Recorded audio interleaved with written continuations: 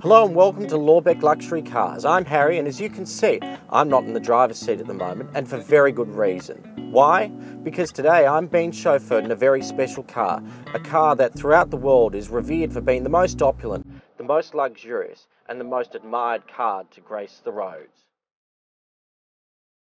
How about that?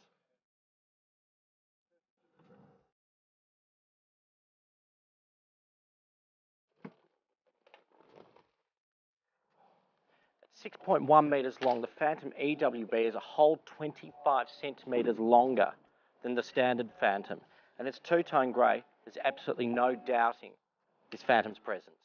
Everywhere you look around this Phantom, you see the attention to detail and perfection that Rolls-Royce build into every single car they make, right down to the self-centering wheel caps that are always the right way around no matter how fast you're going, and all the way down to, again, umbrellas in the doors.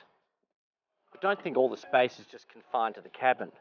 If you have a look at the boot, there's at least room for 6 or 7 of your least favourite business associates in the back here too. But let's be honest, there's only one reason why you spend the extra money to get the extra long wheelbase, and it's this. Take a look at this.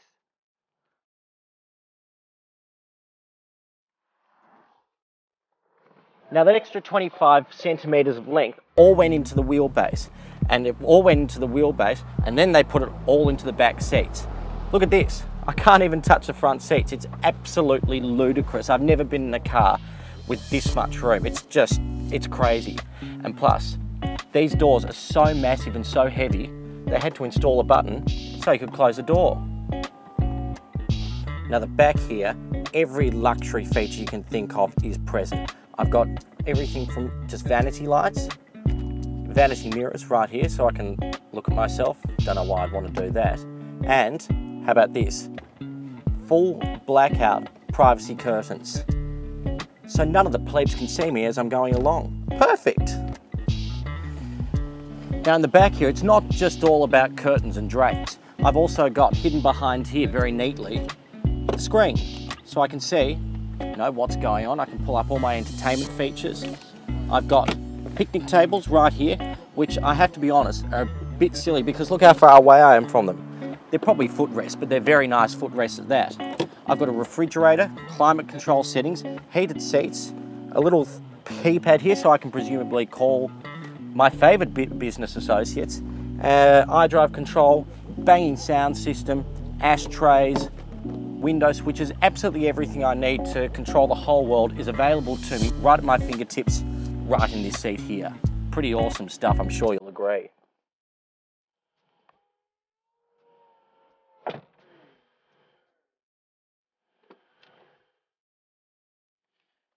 Now in years gone past, old Jeeves had, well, in the front of a Rolls-Royce at least, he had Alcatraz-like conditions. It was cramped, it was hot. Only the people in the back got the air conditioning and the luxuries. But in the Phantom, that's not the case. Jeeves is probably even better looked after than old Sir whoever's in the back.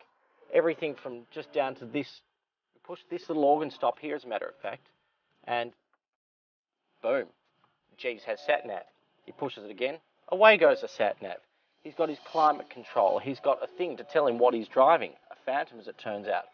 2 glove boxes, of which you could option from new with a cigar humidifier in there, or humidor, whatever. I don't smoke cigars, so I'm not quite sure which it is. But if you do, it's a very handy feature. Jeeves has also been looked after because he has heated seats, as you can just make out here. I'm sure you could. Electric adjusted seats with lumbar support, and unbeknownst to old Sir whoever in the back, he can control all the blinds as well. So if Jeeves decides he wants the proletariat to be able to see who he's driving around, he can simply push this button and the whole world knows what's going on. Now there are many reasons to love a Rolls-Royce, and not because of the luxury, the grace, the presence and the power that comes with every single Rolls-Royce that you buy, but it all comes down to the romantic story behind that mascot right there, the Spirit of Ecstasy. In the early days of Rolls-Royce, there was no mascot adorning the top of the radiator shell. As a result, customers created their own mascot to replace the radiator cap. Rolls-Royce management didn't approve of this practice as they deemed many of the creations to be ostentatious and grotesque, and that is exactly where the story of the Spirit of Ecstasy comes in. One particular Rolls-Royce owner was the Lord Montague of Beaulieu, who commissioned famed sculptor Christopher Sykes to create a mascot for his new Rolls-Royce Silver Ghost. Sykes took his inspiration for the spirit of ecstasy in the story between Montague and his mistress, Eleanor Thornton. Due to her lower social status, the affair was kept a secret, but secretly celebrated by modelling the mascot in her likeness, so that it could be adorned to Montague's Rolls-Royce and the affair secretly celebrated. No other image in the world has the mystique or the allure of the spirit of ecstasy, so it seems entirely appropriate that a car as magnificent as this Rolls-Royce Phantom should be bestowed with the spirit of ecstasy. But anyway, I'm going to leave Jeeves behind and I'm going to take this bad boy for a spin to see what this thing can really do. Let's go.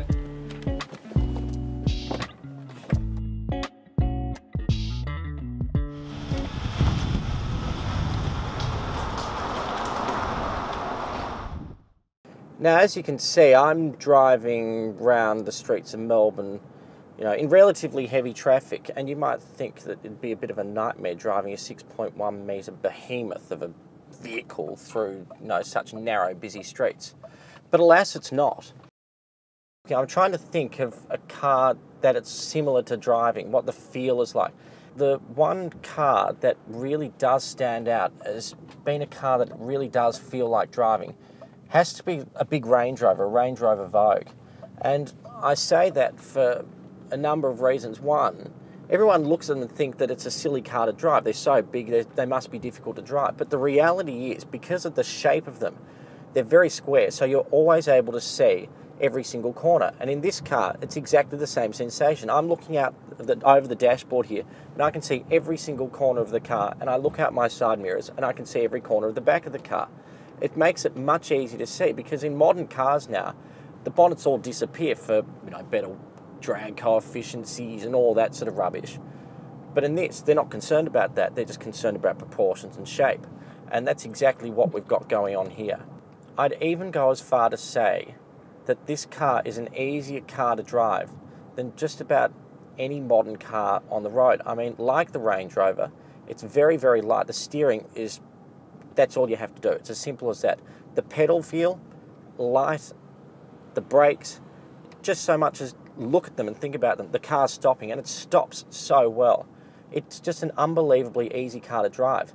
And the other thing that makes it, dare I even say it, a good city car, is that because you're driving such a massive car, a car that's worth $1.1 million, people look at you and they think they better get out of your way. I feel like Moses parting the Red Sea, except I'm driving around parting the streets of Turak. What an incredible example of British craftsmanship. And just to think, only a few years ago, this car was worth over $1 million. But today you can own it from Lorbek Luxury Cars for only $369,990. What an incredible amount of car for the money. Stay tuned to Lorbek Luxury Cars, because this is what we're driving next time.